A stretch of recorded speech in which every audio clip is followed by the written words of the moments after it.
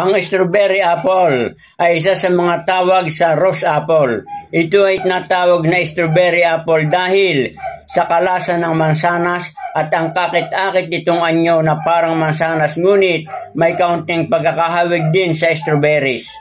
Ang strawberry apple ay maraming benepisyo tulad ng mayaman sa nutrisyon. Ito ay nagtataglay ng mga vitamin C at iba pang mga vitamina at mineral na mahalaga para sa kalusugan tulad ng fiber, potassium at vitamin E.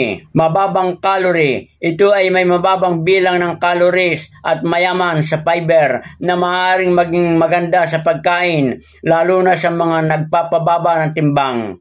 May antioxidant properties.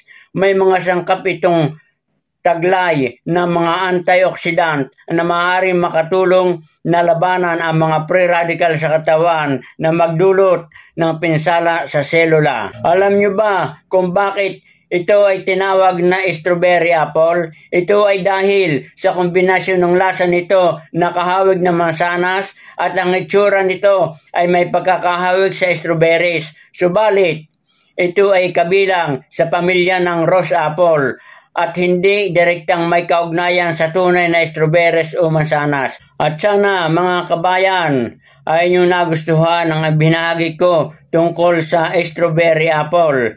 At huwag ninyong kalilimutan, paki-share, like, and subscribe at paki-follow para kayo ay laging updated sa lahat ng aking mga ni-upload na mga video.